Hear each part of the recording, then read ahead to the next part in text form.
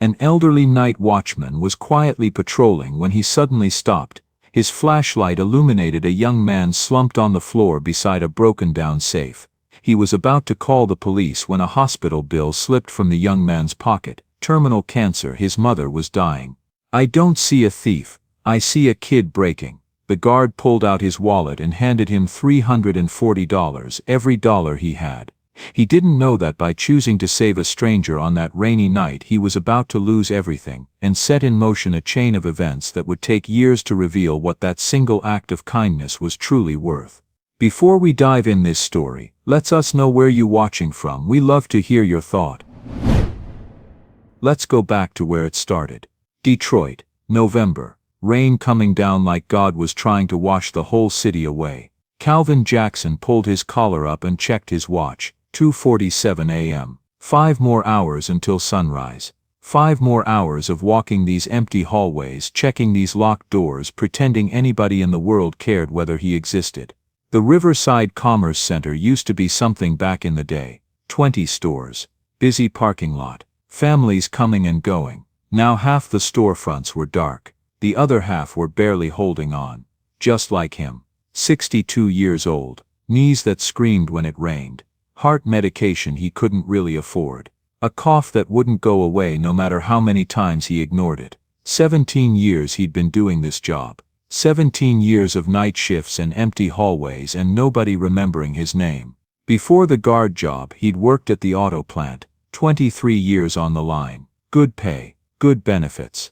The kind of job you could build a life on. Then they closed the plant. Just like that. 23 years gone. Pension gone. Savings gone. Everything he'd built gone. His wife Mary lasted 3 years after the plant closed. Cancer. The kind that starts quiet and ends loud. The kind that racks up hospital bills faster than any honest man can pay them. She died on a Tuesday morning. Calvin was holding her hand. She looked at him right before the end and she said, "Don't give up, baby. Promise me."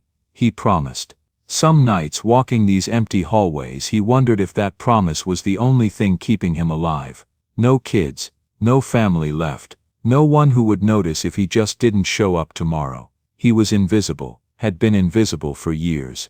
The kind of man people looked through, not at. Calvin made his rounds. Front entrance locked. East corridor clear. Supply closet secure. Morrison's Electronics. He stopped. The back door was open. Just a crack, but open, and through that crack he could hear something. Crying. Not loud, muffled like someone trying to hold it in. The kind of crying that comes from deep in the chest, from a place beyond words. Calvin's hand went to his radio. Standard procedure. Call it in. Wait for police. Do not engage, but he didn't call it in. Something made him stop. Something in that sound. The desperation of it. The way it echoed off the empty walls like a prayer nobody was answering. He pushed the door open. The store was dark except for the security light over the register. And there, on his knees behind the counter was a young man, white, skinny, maybe 20 years old, soaking wet from the rain, shaking like he was caught in a blizzard, blood on his hands from the window he'd broken to get in. He was trying to pry open the cash drawer. His hands were shaking so bad he couldn't get the crowbar to grip. "Please," he was whispering. To no one. To himself. To God. "Please, just open. Please." Calvin stood in the doorway. The young man looked up. For 3 seconds neither of them moved. Neither of them breathed. Then the kid dropped the crowbar. It clattered against the floor, the sound impossibly loud in the empty store. "Oh God." The kid's voice cracked. "Oh God. Please. Please don't call the cops. I'll leave. I'll go right now. I swear to God I'll never." "Please." He was crying harder now. Ugly crying. The kind you can't control. Calvin should have reached for his radio. That was the job. See a crime, report it. Simple, but Calvin had been alive for 62 years. He'd learned that nothing was simple. And the way this kid was crying, it wasn't the crying of a criminal. It was the crying of someone who was drowning. "What's in your pocket?" Calvin asked. The kid froze. "I saw you put something in there when I walked in." "What is it?" The kid's hand went to his jacket. Slowly, like any sudden move might make everything worse, he pulled out a crumpled envelope. Calvin walked over. Took it, opened it. Hospital bill, $47,362.18, past due. Final notice. Behind it a prescription label. He didn't understand all the words, but he understood enough. Stage 4. Metastatic. Palliative care recommended. And a name, Margaret Morrison. Your mother? Calvin asked quietly. The kid nodded, tears streaming down his face. How long? 2 months. Maybe less. The kid's voice was barely a whisper. The insurance ran out 6 months ago. I've been working 2 jobs, picking up every shift I can, but the bills, they just keep coming. And the medicine she needs to not be in pain, it's $800 a month. I don't have $800, I don't have anything. He looked at his bloody hands. I've never stolen anything in my life, I swear to God. But tonight she was crying. She was crying because it hurts so much and I can't afford the medicine, and I thought if I could just get enough for one more refill. His voice broke completely. I'm sorry. I'm so sorry. I don't know what I was thinking. I just couldn't watch her suffer anymore. Calvin looked at this boy, 20 years old, desperate, terrified, making the worst decision of his life because he couldn't figure out another way. And Calvin saw himself. Not now, before. When Mary was dying and the hospital bills were piling up and he'd stood in front of his kitchen drawer looking at the knife inside, doing math in his head. Life insurance paid out for accidents, not suicide, but accidents. Accidents happened. He'd stood there for 20 minutes that night. 20 minutes of looking at that knife and thinking about hospital bills and wondering if his death would be worth more than his life. He'd never told anyone about that moment. That drawer. That knife. He'd walked away, closed the drawer, made coffee, kept going. But he remembered what it felt like to be that desperate. To be standing at the edge of something you couldn't come back from. This kid was at that edge right now. Calvin reached into his pocket. What are you doing? The kid's eyes went wide. Calvin pulled out his wallet. Inside was everything he had. 2 weeks of pay, not yet deposited. His emergency fund. Every dollar he'd been scraping together for months. $340. He held it out. Take it. The kid stared at the money like it was a live snake. What? Take it. Put back whatever you got from that drawer. Clean up the blood. Go home to your mother. I can't. Why would you? Because I don't see a thief. Calvin's voice was steady, calm, the calmest he'd felt in years. I see a kid who's about to shatter. And I've been shattered before, son. I know what it looks like. The kid was crying so hard now he could barely breathe. I'll pay you back. I swear, as soon as I get on my feet, I'll find you and I'll— No, what? Don't pay me back. Calvin put his hand on the kid's shoulder. The kid flinched, then went still. When you get through this, and you will get through this, you find somebody else who's drowning, and you throw them a rope. That's how you pay me back. The kid looked at him, really looked, at this old black man in a security uniform that didn't quite fit anymore. A man with tired eyes and rough hands and every reason in the world to just do his job and walk away. A man who was giving him everything he had. What's your name? The kid whispered. Calvin. Calvin Jackson. I'm Eddie. Eddie Morrison. Calvin smiled. It was a tired smile. The kind that comes from too many years and not enough reasons to keep going. Go home, Eddie Morrison. Go be with your mother. And when this is all over, you make something of yourself. Something good. Something that matters. Eddie cleaned up the blood. Put back the $83 he'd managed to pry loose. Fixed the window as best he could. At the door he stopped. Turned back. Why? He asked. You don't know me. You could lose your job for this. Why would you do this for a stranger? Calvin looked at him for a long moment. Because somebody should have done this for me once, he said quietly. And nobody did. Eddie walked out into the rain. He looked back once. Calvin was standing in the doorway watching him go. The old man raised his hand in a small wave. Eddie didn't know it yet, but that wave would haunt him for the next 5 years. 3 days later they checked the cameras. Standard procedure. Weekly review, same routine, every Monday morning whether anything happened or not. Gerald Patterson sat alone in his office with a cup of coffee that had gone cold 20 minutes ago. The blinds were half closed, the fluorescent lights buzzed overhead. The monitors flickered in front of him, showing empty hallways and locked doors and nothing that ever mattered. Until it did. 2:52 a.m. Gerald leaned forward. There was Calvin Jackson, standing inside Morrison's Electronics, talking to someone just out of frame, his posture calm, unhurried, one hand reaching into his wallet. Gerald paused the video. The cash drawer report sat open on his desk, $83 short. He rewound the footage, watched it again, slower this time. Calvin didn't rush, didn't hide, didn't look nervous. He smiled. Not a friendly smile, not a satisfied one. The kind of smile a man gets when the thing he's been waiting for finally shows up. See, Gerald had been trying to get rid of Calvin Jackson for years. The old man was a problem. Not because he did anything wrong, because he didn't.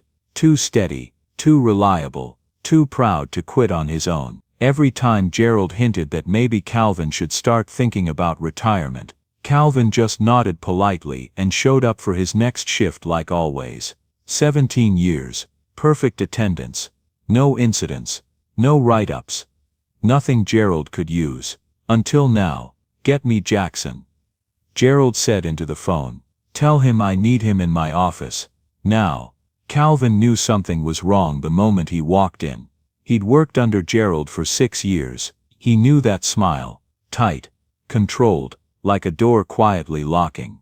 Sit down, Calvin. Calvin sat. Gerald turned the monitor around. Frozen on the screen was Calvin himself. Wallet in hand. Standing under the dim security light. You want to explain this? Calvin looked at the image. At himself caught in the act of the best thing he'd done in years. No. Gerald blinked. Excuse me. I said no. I don't want to explain it. Gerald leaned forward. Calvin, we have you on camera. Inside a store after hours, handling cash. The drawer is short, $83. What exactly am I supposed to think? Calvin could have told him everything. The kid. The hospital bills. The shaking hands. The sound of someone breaking apart in the dark. He could have explained how that money wasn't stolen. How it came from his own wallet. How it had never belonged to the store. But if he explained, they'd ask questions. And questions would lead to Eddie. They'd find him. Press charges. Ruin him. A 20-year-old kid with a dying mother would go to prison because Calvin wanted to clear his name. Everything he'd done would mean nothing. So Calvin stayed quiet. I didn't steal anything, he said softly. That's all I'm going to say. Gerald leaned back, crossed his arms. You know what I think, he said. I think you've been here too long. Got comfortable. Started thinking the rules don't apply to you. He slid a piece of paper across the desk. Termination notice. You can sign this and leave quietly, Gerald said. Or I can call the police, show them the footage, and you can leave in handcuffs. Your choice. Calvin stared at the paper. 17 years.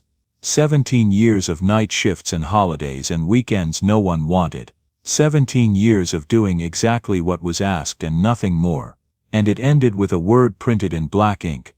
Thief. He picked up the pen. Signed. You're not even going to fight, Gerald said, almost disappointed. Like he'd been hoping Calvin would beg. Calvin stood. His knees burned. His chest felt tight. Some things are worth more than fighting, he said. And he walked out. He didn't look back.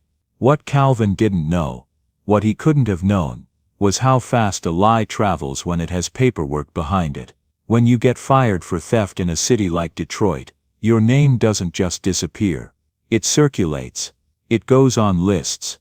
Quiet lists. Digital lists. The kind no one tells you about. He applied for his first job a week later. Security guard. Night shift. Smaller building. Less pay. The interview went well. The manager nodded. Smiled. Why did you leave your last position? The man asked. Calvin hesitated. He could lie. I was laid off, he said.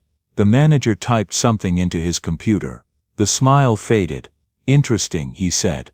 Because that's not what's showing here. Calvin felt it then. That subtle shift. The invisible door closing. I didn't steal anything, Calvin said quickly. There was a misunderstanding. The manager leaned back. I see. We'll be in touch. They never were. 37 applications in 2 months. Security, maintenance, janitorial work, dishwashing, stocking shelves, some interviews, most just forms and silence. Every response sounded the same. We regret to inform you. Unfortunately, your background check revealed. At this time we are unable to move forward.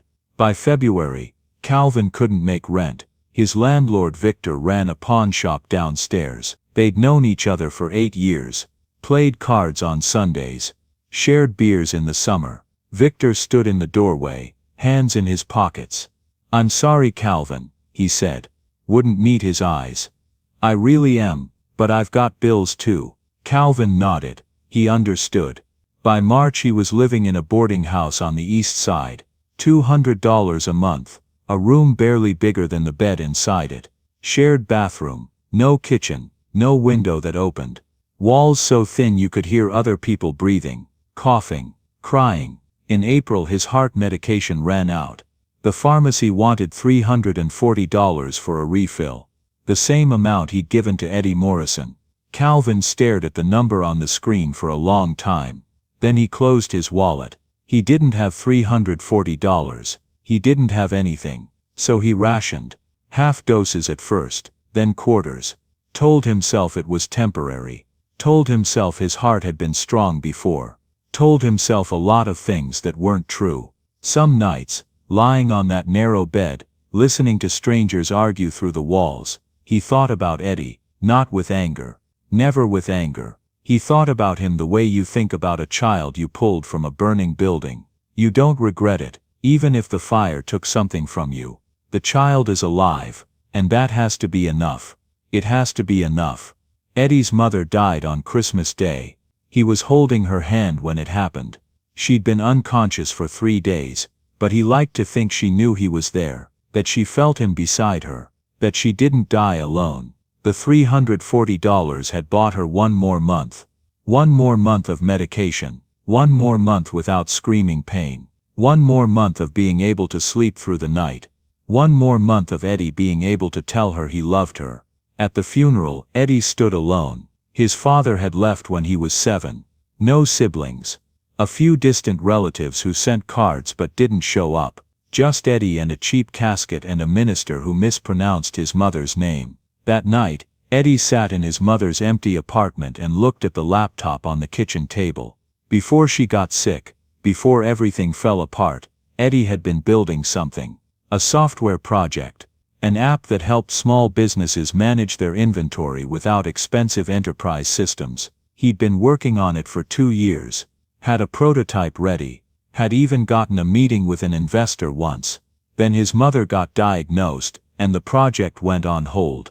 Then the medical bills started piling up, and the project got forgotten. Then he'd found himself breaking into a store at 2 a.m., and the project felt like a dream from someone else's life.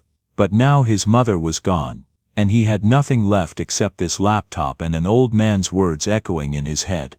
Make something of yourself. Something good. Something that matters.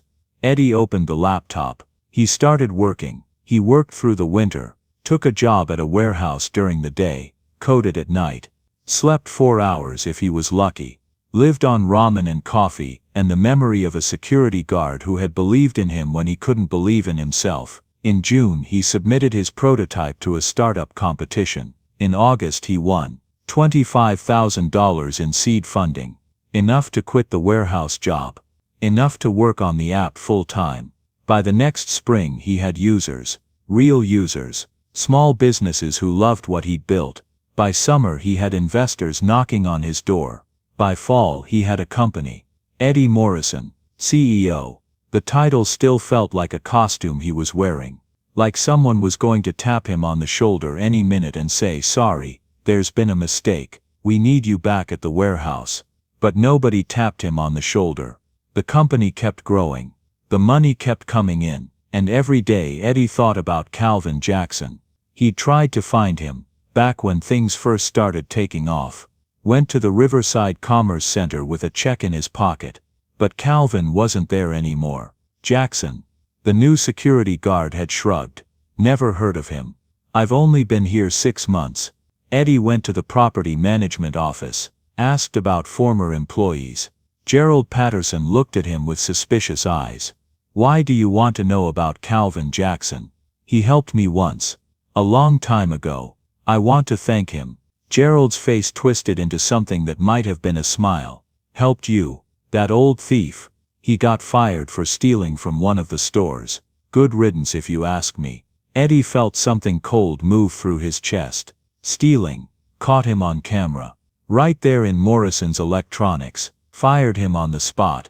Eddie walked out of that office and threw up in the parking lot. Morrison's Electronics. That was the store. That was the night. Calvin hadn't stolen anything. Calvin had given away everything he had to save a stupid kid who was trying to rob a cash register. And they'd fired him for it.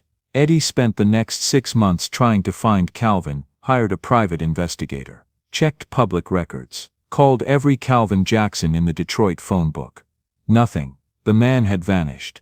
Eddie told himself he'd keep looking, told himself he'd find Calvin eventually, told himself that when his company got bigger, when he had more resources, when things calmed down. But things never calmed down.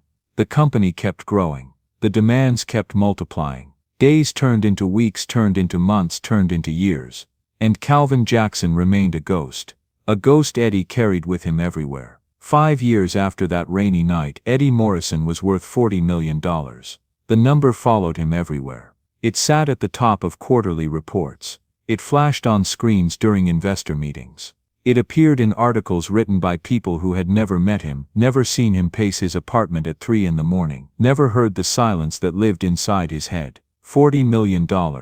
Enough to never worry again. Enough to buy anything. Enough to fix almost any problem a person could name. Eddie lived in a penthouse overlooking downtown Detroit. Floor-to-ceiling windows. Marble countertops. Furniture chosen by designers who talked about energy and flow and charged more for a couch than his mother had made in a year. He had a garage full of cars he didn't drive. A calendar so full his assistant scheduled his meals, his workouts, even 15-minute gaps labeled personal time. He was 28 years old, and he had everything. Except peace. The nights were the worst. Sleep came in fragments, never whole. Eddie would wake up at 2 or 3 in the morning.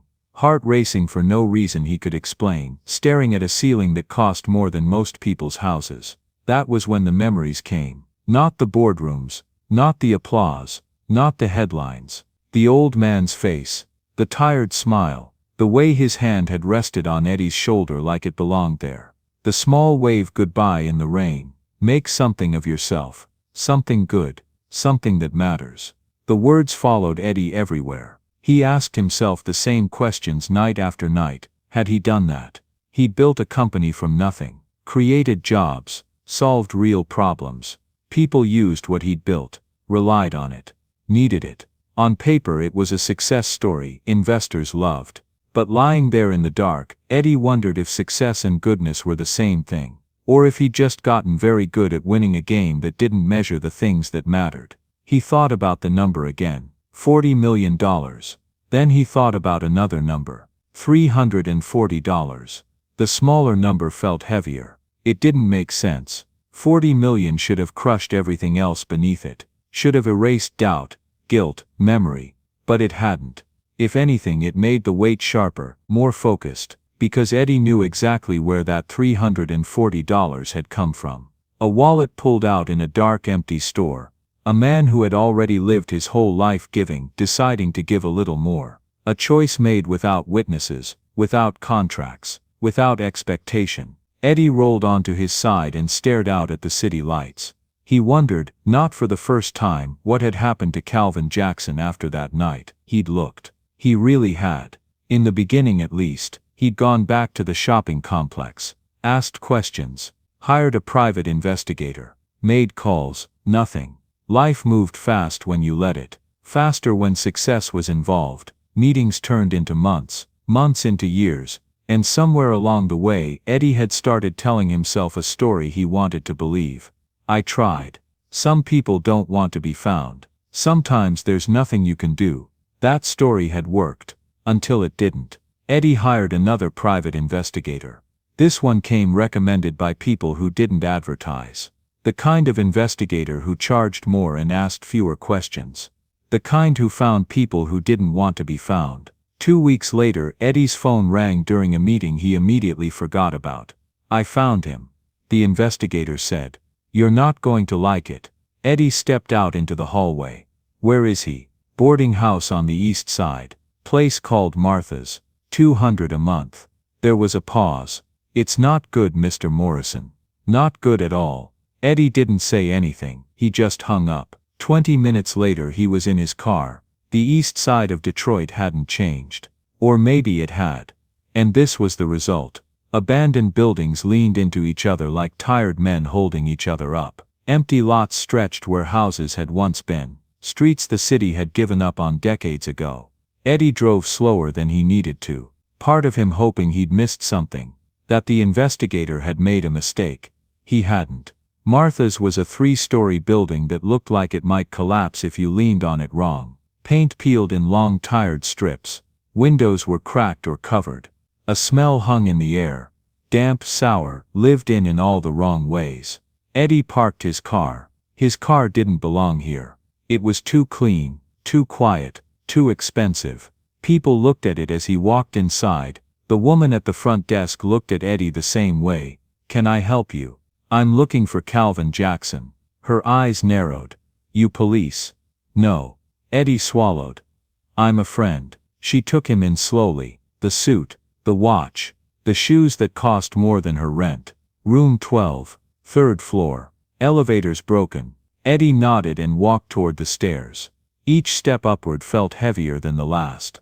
The stairwell smelled like mold and urine and something metallic Eddie didn't want to identify. The walls were scarred with graffiti. The lights flickered like they were thinking about giving up. 3rd floor. Room 12.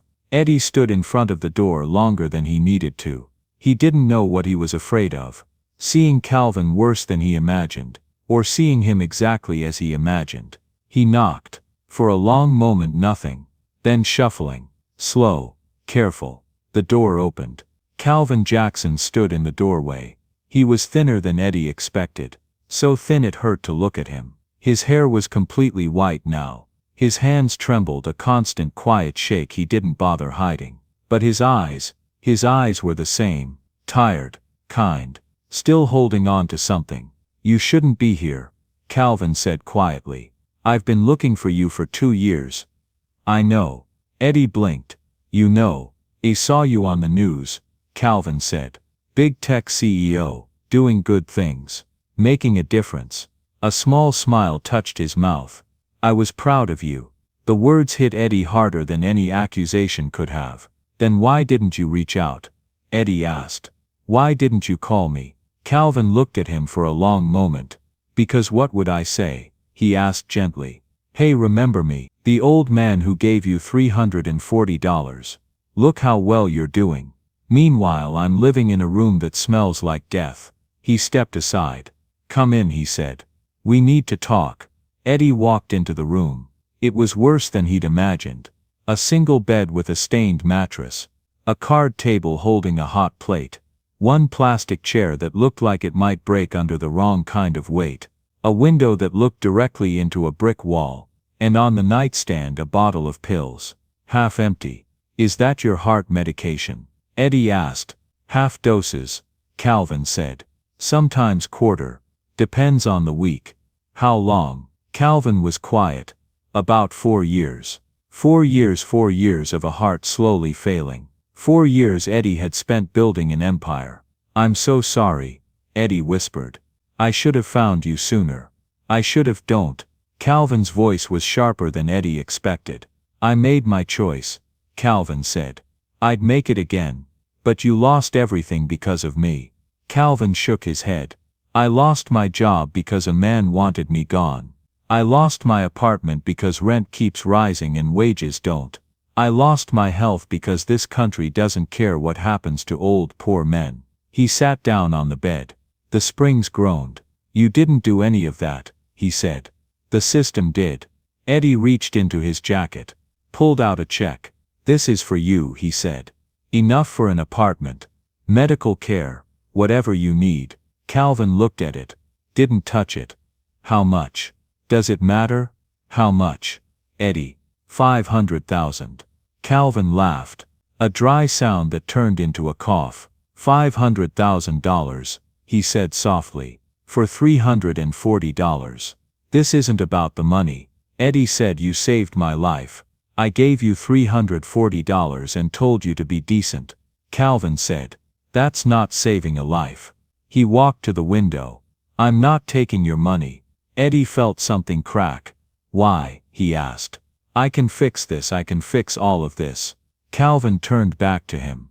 Because if you do this you'll feel better, he said. The guilt will fade. You'll go back to your life and tell yourself you did the right thing. He stepped closer, put a hand on Eddie's shoulder. What I did wasn't a transaction, Calvin said. Don't turn it into one. Eddie stood there, check in his hand, $40 million behind him, one old man in front of him, and nothing he could do. For the first time in his life, Eddie Morrison understood something money could not fix. And it terrified him. Eddie didn't sleep that night. He drove back to his penthouse and sat in his living room and stared at the city lights and thought about Calvin Jackson in that room, that smelled like mold and death. He thought about what Calvin had said. About guilt. About transactions. About the best thing he'd ever done. Was that really all this was? Guilt? No. It was more than that. Eddie knew it was more than that. But knowing didn't help. Knowing didn't fix anything.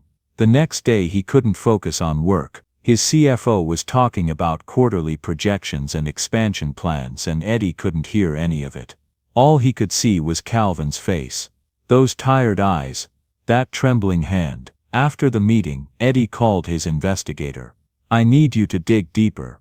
Everything about what happened to Calvin Jackson after he got fired. Every job he applied for. Every apartment he lost. Everything. 3 days later the report arrived. Eddie read it in his office with the door closed. 37 job applications. All rejected. Background check notes from 3 different employers. Previous termination for theft. Not recommended for hire. Eviction notice from his apartment. Dated February 15th. Medical records from a free clinic. Heart condition worsening. Recommended treatment. Daily medication, regular monitoring. Possible surgery. Patient advised of options. Patient stated he could not afford treatment. And then at the bottom of the file, a police report. Incident date, March 23rd. Location Riverside Commerce Center parking lot. Complainant reported that a suspicious black male was loitering near her vehicle. Responding officers questioned the individual. Individual identified himself as Calvin Jackson, former security guard at the property. Individual stated he was just visiting. Property manager Gerald Patterson arrived on scene. Stated that Jackson had been terminated for cause and was not welcome on the property. Jackson was escorted off premises. No charges filed. Eddie read that report 3 times. Then he read the next one.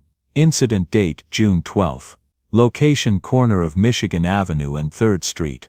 Complainant reported that a homeless black male was aggressively panhandling. Responding officers arrived on scene.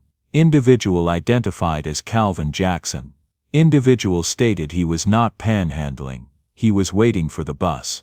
Individual was carrying a job application for a janitorial position at a nearby building. Officers issued a warning for obstruction of pedestrian traffic. No charges filed. Eddie's hands were shaking. He kept reading. The reports went on, and on, and on. Calvin Jackson questioned for suspicious behavior while walking home from the grocery store. Calvin Jackson asked to leave a coffee shop because other customers complained. Calvin Jackson stopped by police for matching the description of a robbery suspect. The suspect was described as a black male between 20 and 30 years old. Calvin was 63. Over and over. The same story. The same pattern. A man who had given everything to save a stranger. Being treated like a criminal. Like a threat. Like nothing. Eddie put the report down. He stood up. He walked to his window and looked out at the city he was supposed to be saving. And for the first time in years he let himself feel the full weight of what had happened. Calvin hadn't just lost his job. He'd lost his dignity, his place in the world, his right to exist in public without being questioned, harassed, suspected. And nobody knew. Nobody knew that the suspicious black male loitering in the parking lot had once protected that same parking lot for 17 years. Nobody knew that the homeless man aggressively panhandling was carrying a job application he would never get to submit because no one would hire a thief. Nobody knew that the old man matching the description of a young robbery suspect had once let a real thief go because he'd seen something worth saving. Nobody knew. Because nobody bothered to find out. Eddie made a decision. He was going back to that boarding house. And this time he wasn't going to ask permission. Eddie arrived at the boarding house at 4 p.m. But he didn't go inside. He couldn't. Because as he pulled up he saw something that stopped his heart. Calvin was standing outside the building. Thin. Frail. Holding a plastic bag with a few groceries inside. And there were kids around him. 4 teenagers. 16, 17 years old maybe. Circling him like wolves. One of them knocked the bag out of Calvin's hand. Groceries spilled across the sidewalk. A can of beans rolled into the gutter. "Hey old man." One of the kids was laughing. "You dropped something." Calvin bent down to pick up his groceries. His hands were shaking. His knees buckled and he nearly fell. "Look at him." Another kid was recording on his phone. "Old thief can't even stand up straight. My grandma said you used to work at the mall." A third kid kicked the can of beans further away. "Said you got fired for stealing. That true old man. You a thief?" Calvin didn't respond, he just kept trying to gather his groceries. Slowly. Painfully. "Hey." The biggest kid stepped closer. "I'm talking to you. You deaf or just stupid?" Still nothing. Calvin reached for an apple that had rolled under a car. The big kid grabbed his arm. Yanked him up. "I said, are you a thief?" Calvin looked at him. For a moment Eddie thought he would fight back. Thought he would say something. Stand up for himself. But Calvin just lowered his eyes. "I'm not a thief," he said quietly. "That's not what everyone says." The kid shoved him. Calvin stumbled backward, hit the wall of the building. "Everyone says you're a thief. Everyone says you got caught stealing. And now you live in this dump because nobody wants you." "I didn't steal anything." "Then how come you got fired? How come nobody will hire you? How come you're living in a hole that smells like piss?" Calvin had no answer. The kids laughed. One of them threw a can at him. It hit his shoulder. "Get out of here, old thief. Nobody wants you around." They walked away still laughing. One of them uploading the video to whatever platform kids use these days. And Calvin Jackson stood alone on the sidewalk, surrounded by scattered groceries, head bowed. He didn't cry. He didn't say anything. He just started picking up his things again. Slowly. Carefully. Like this was something that had happened before. Like this was just another Tuesday. Eddie sat in his car. His hands were gripping the steering wheel so hard his knuckles were white. He had seen a lot in his 28 years. He had faced failure and success and everything in between. He had built a company from nothing. He had made millions. But he had never seen anything like this.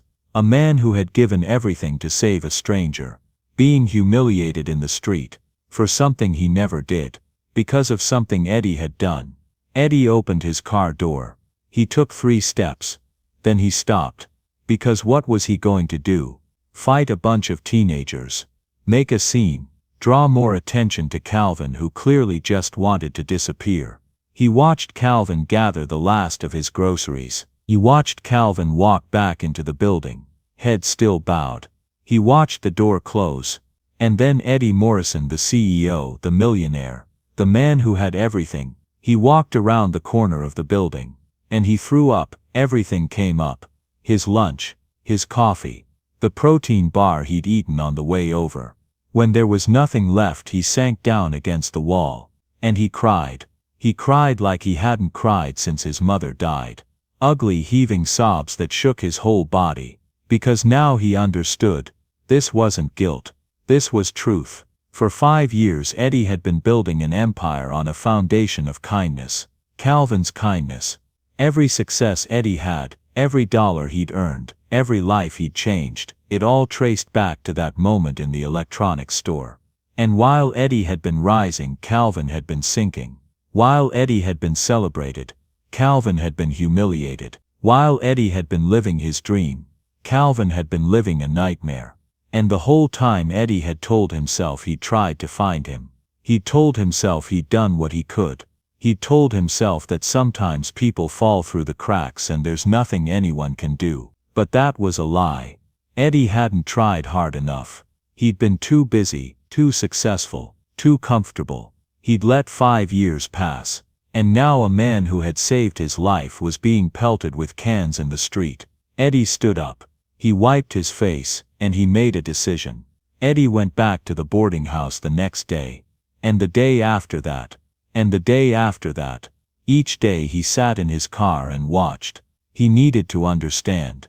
He needed to see. He saw Calvin walk to the corner store for groceries. He saw the way the store owner watched Calvin like he was about to steal something. He saw the way people crossed the street when Calvin walked toward them. He saw the way a mother pulled her child closer when Calvin passed. He saw an old man in a frayed jacket and worn shoes, head bowed, shoulders hunched, moving through the world like a ghost. Like someone who had learned that taking up space was a crime. On the 4th day Eddie went inside. He climbed the stairs, knocked on Calvin's door. Calvin opened it, saw Eddie, sighed. "You're back." "I'm back. I told you I saw what happened." Eddie's voice was steady. 3 days ago. The kids. The groceries. I was in my car. I saw the whole thing." Calvin's face changed. Something flickered behind his eyes. Shame maybe. Or resignation. "You shouldn't have seen that." "But I did." Eddie stepped closer.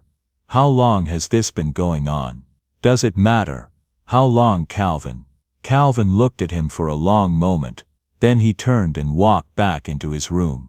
Eddie followed. "When I first moved here," Calvin said, sitting on his bed, "it wasn't too bad. People didn't know who I was. I kept to myself. Didn't cause trouble." He paused. "Then someone found out. Someone from the old neighborhood. Recognized me. Started telling people. That's the guy who got fired from Riverside. The one who stole from the stores." His voice was flat. Empty. "After that, things changed. The store owner started following me around when I shopped. The landlord raised my rent. The neighbors, they made it clear I wasn't welcome. And the kids hear things. Their parents talk. They think it's funny. An old thief they can push around." Calvin shrugged. "It's not the worst thing. At least they don't hurt me." "Not really." Eddie felt something burning in his chest. "You could have told them the truth. You could have told everyone the truth." "What truth?" "That I helped a kid who was trying to rob a store. That I gave him money and let him walk away. That's not the truth to them. That's a cover story. That's what a thief would say. I could tell them. I could." "No." Calvin's voice was sharp. "You're not going to tell anyone anything." "Why not?" "I could clear your name. I could explain what really happened. I could. You could ruin your life." Calvin looked at him. "You think anyone's going to believe that a CEO worth $40 million used to be a kid breaking into stores? You think that's going to help your business? Your reputation? Everything you've built? I don't care about that." "Yes you do. And you should." Calvin stood up. Walked to the window. "I made my choice 5 years ago. I don't regret it. But I'm not going to let you throw away everything just so I can feel better about myself. This isn't about you feeling better. This is about justice." Calvin laughed. That dry, rattling laugh. "Justice? You think there's justice in this world? For people like me?" He shook his head. "I've been black and poor my whole life, son. I know how this works. You think anyone's going to care about an old man's story? You think the newspapers are going to run a headline that says local CEO was almost a criminal? You think that's going to help anyone? But you're suffering. For something you didn't do. I'm surviving, same as I've always done.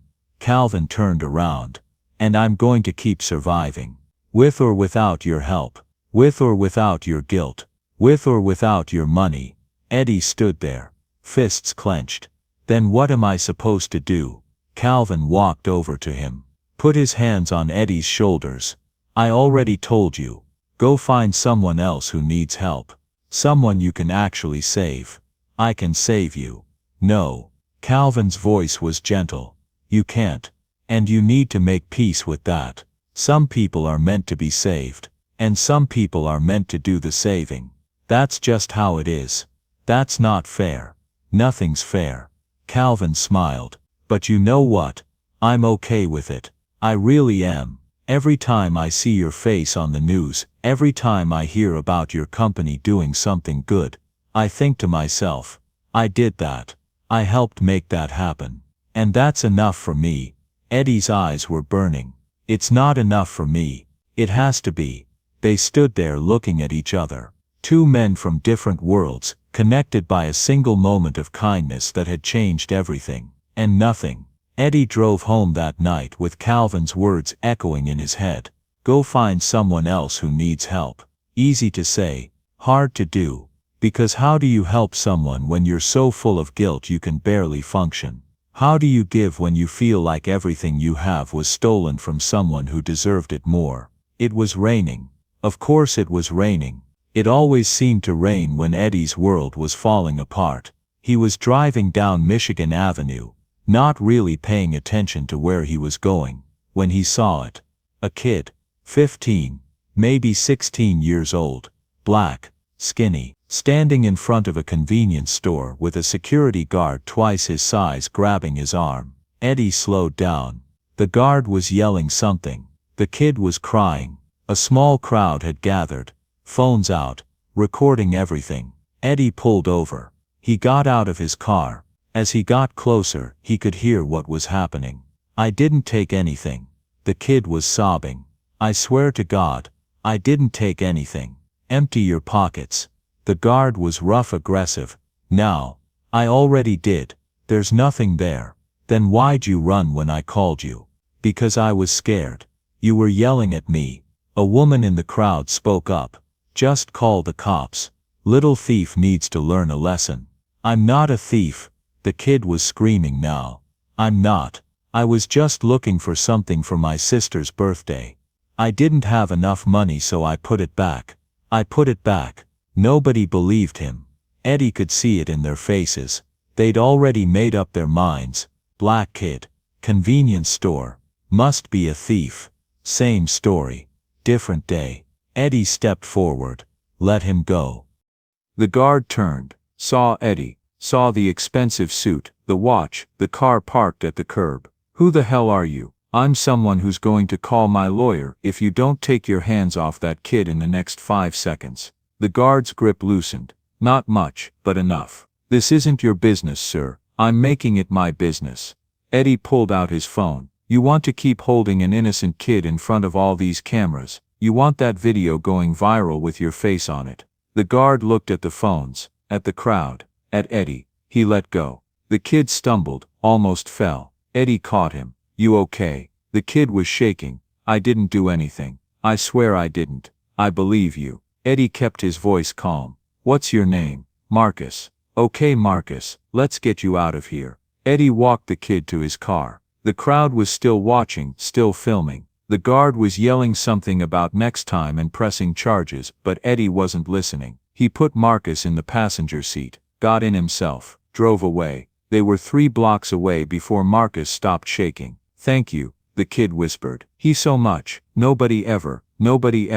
It's okay. Eddie glanced over. You want to tell me what really happened? Marcus was quiet for a moment. My sister's birthday is tomorrow. She's 8. We don't have a lot of money, and I wanted to get her something. I had $5. There was a little toy in there, like a stuffed animal, and it was $4.99, but with tax it was $5.32, and I didn't have enough. He wiped his eyes, so I put it back. I was going to leave, but the guard saw me put it back, and he thought I was stealing. And then he started yelling, and I got scared, and I ran, and he couldn't finish. Eddie pulled the car over. He reached into his wallet, pulled out a $100 bill. Here, Marcus stared at the money. What? For your sister's birthday, get her something nice.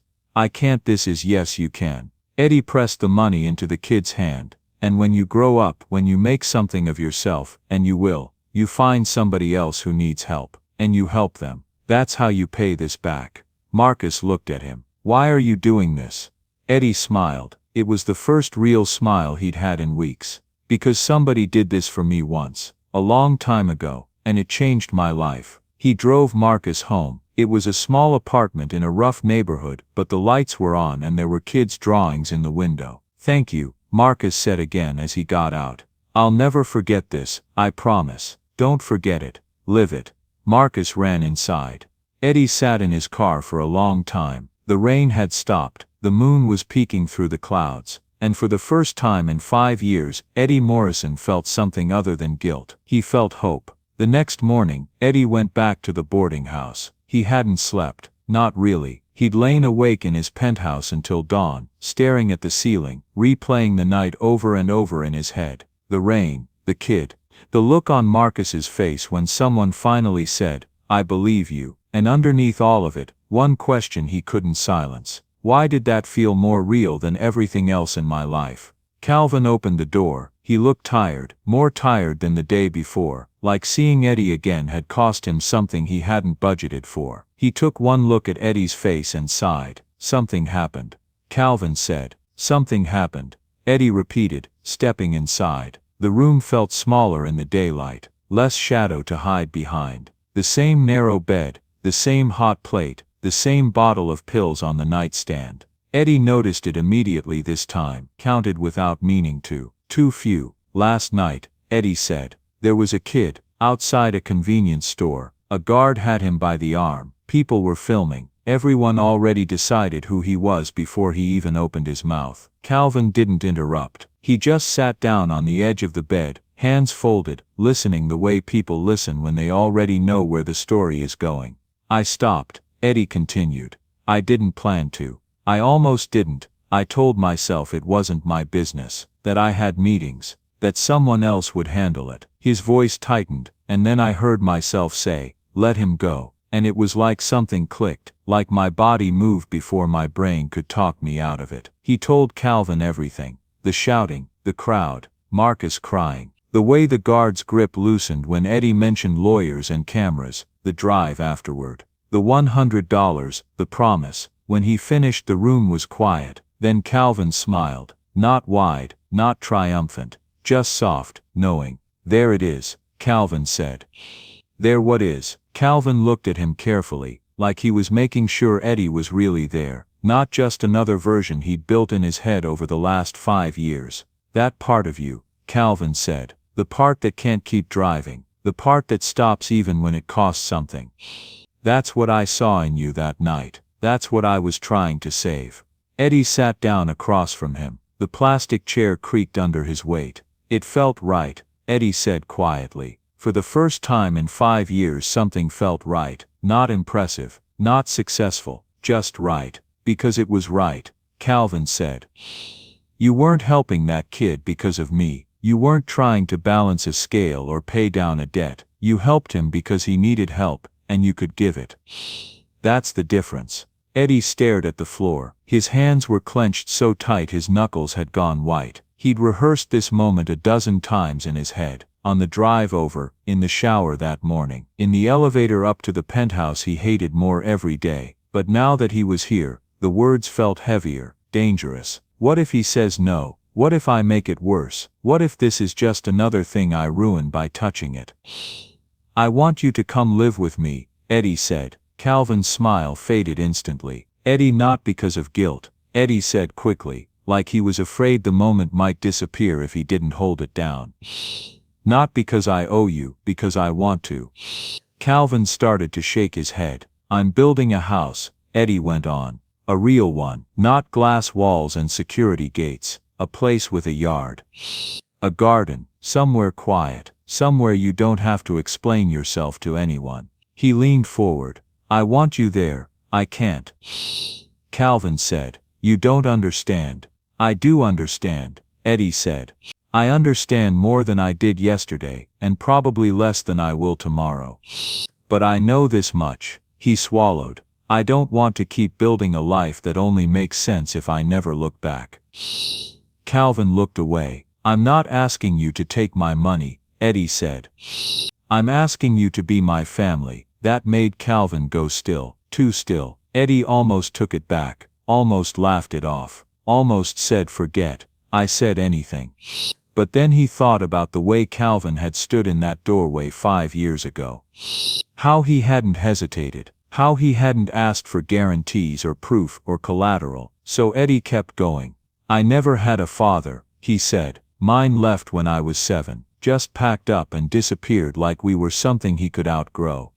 Calvin's jaw tightened. My mom tried, Eddie said. She really did, but by the time I was old enough to need her she was already sick, already tired, already fighting something that didn't care how good she was. His voice cracked, but he didn't stop. That night in the store, when you put your hand on my shoulder and told me to go be with her, Eddie laughed softly without humor. That was the first time in my life I felt like someone older was looking at me and saying I've got you. He met Calvin's eyes. I'm not asking you to be a debt I repay. I'm asking you to be my father, legally, officially. I want to adopt you. Calvin's hands started to shake. You can't, he said. That's not. I talked to a lawyer, Eddie said. Adult adoption, it's legal. He smiled, helpless and raw. I want to give you my name. I want you to have what I have, not because you saved me, because you taught me what it means to be saved. Calvin turned away, walked to the window, stood there for a long time, looking at the brick wall outside like it might have answers. I'm old, he said finally. I'm sick. I'm probably closer to the end than the beginning. Why would you want that? Because those years matter, Eddie said. He stood up, crossed the room, carefully took Calvin's trembling hand. Because I want to spend whatever time you have left making sure you know that what you did mattered, that you mattered, that you weren't invisible. Calvin's eyes were wet now. You don't need me, Calvin said softly. You already know how to be good. I know how to do good, Eddie said. I don't know how to be good. There's a difference. He squeezed Calvin's hand. Teach me. Be my father. Let me be your son. For a long moment, Calvin said nothing. Then he smiled. That tired, gentle smile Eddie had carried with him for 5 years. Your mother raised a good man, Calvin said. She raised half a man, Eddie said. You finished the job. Calvin laughed, a real laugh, not the dry, broken sound Eddie remembered. Okay, Calvin said. Okay, Eddie Morrison, I'll be your father. God help you. Eddie hugged him, carefully, like he was afraid the old man might break, and Calvin hugged him back. 2 men from different worlds, different generations, different colors, bound together by a choice that had grown into something bigger than either of them had planned, something like family. 6 months later they stood in a nearly empty courthouse, a lawyer, a judge, 2 chairs pulled close together. This is highly unusual, the judge said, flipping through the paperwork. Yes, Your Honor, Eddie said, but it's real. She looked at Calvin. Mr. Jackson, you understand what this means? Calvin nodded. I do. And you're entering into this freely. Calvin looked at Eddie.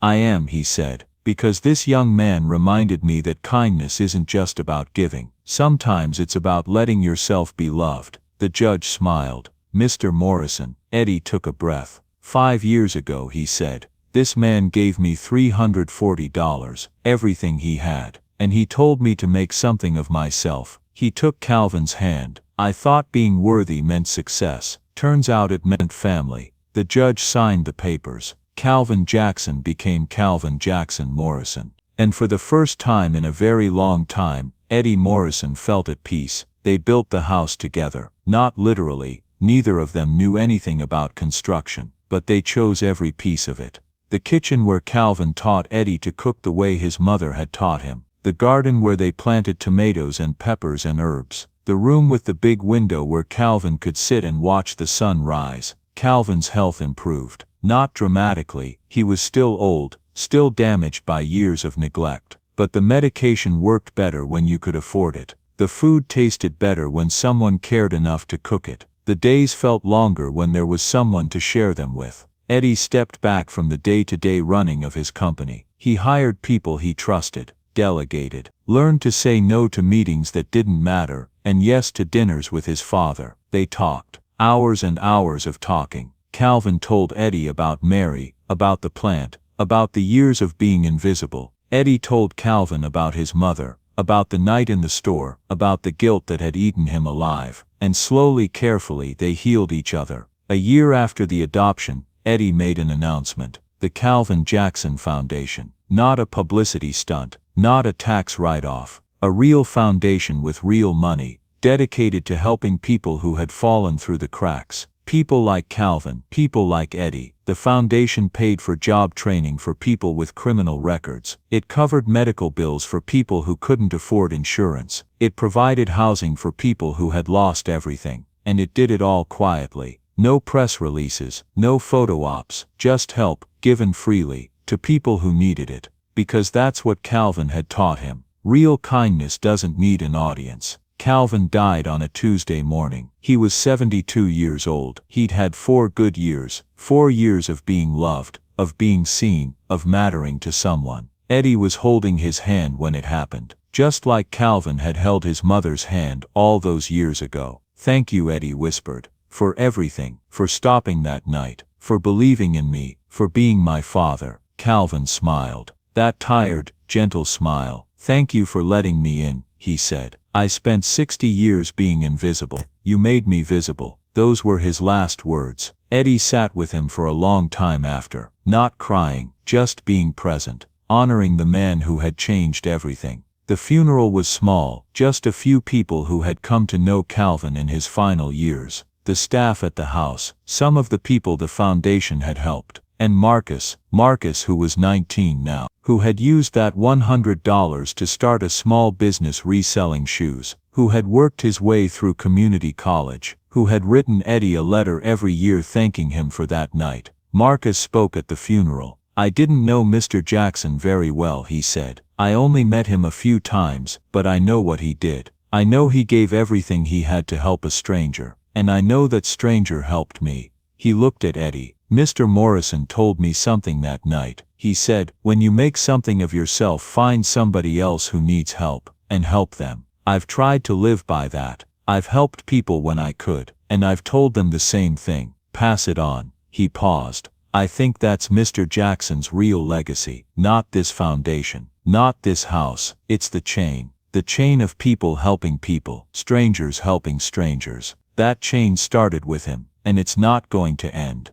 Eddie stood up. He walked to the podium. 7 years ago," he said, "I was the worst version of myself. I was desperate and scared and stupid. I was breaking into a store to steal money because I couldn't figure out any other way to help my dying mother." He took a breath. "Calvin Jackson found me. He could have called the police. He could have done his job and let the system handle me. Instead he gave me $340, every dollar he had, and he told me to make something of myself." Eddie looked at the small crowd. "I spent years thinking about that moment, trying to understand it, trying to be worthy of it, and what I finally realized is that Calvin didn't give me money. He gave me faith. Faith that people could be good. Faith that kindness still existed. Faith that someone somewhere saw me as something other than a criminal." His voice cracked. "When I was at my lowest, he didn't see a thief. He saw a kid who was about to break, and he chose to save me instead of judge me." Eddie wiped his eyes. "That's what he taught me. That's what I try to teach others. We all have a choice. Every single day, we can see people as problems to be solved, or we can see them as humans to be helped." Calvin chose to help, and it cost him everything. He looked at the sky, but he never regretted it. Not once, because he understood something most of us forget.